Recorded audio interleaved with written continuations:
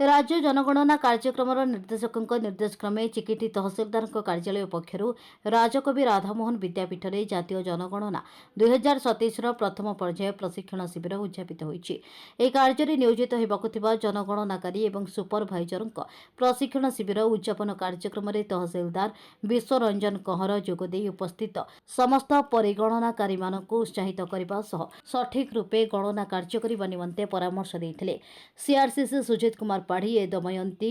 कोरेश साहू नारायण प्रधान तालीम प्रदान करते। सो गणना एप्रिल 1 रु 15 जाए आरंभ होगा जाऊा बेले एप्रिल 16 रु मे 15 पर्यंत ग्रामांचल सहरांचल गृह तालिका और गृह गणना निमंते कार्यक्रम रही प्रशिक्षण शिविर में आलोचना कर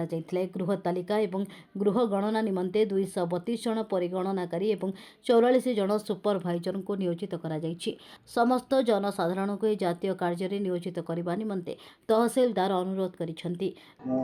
विद्यालय शिक्षक तथा आम ब्लॉक सभापति मझी शिक्षक मानकर आज जो 3 दिनिया तालीम शिविर में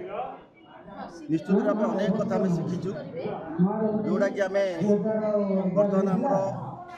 डिजिटल माध्यम आम बर्तमान गणना कर प्रथम थर पर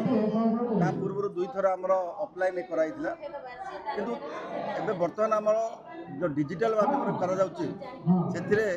किसी जिनस आमर जोड़ा कि आम जापार नु आज तालीम शिविर में बहुत आम क्लीयरिफाई हो पार्लु आमर जो आरपी मैंने अच्छा बहुत भल भाव से आमर डाउट गुड़िक क्लीयर कर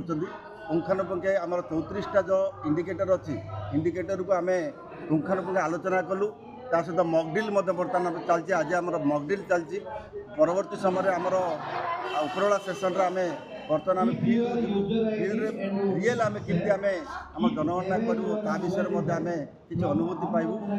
जहाँ मोटामोटी भाई कह गले ये जो 3 दिनिया कार्यक्रम निश्चित रूप फलप्रद हम सरकार जो आशा रही सठिक तथ्य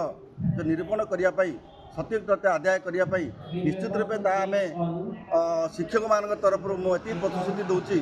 निश्चित रूप आम सठिक तथ्य आम प्रदान करूँ एवं आम ब्लॉक निश्चित रूप गंजाम डिस्ट्रिक्ट प्रथम आशा। गंजाम जिलूर अशेष कुमार पात्र रिपोर्ट।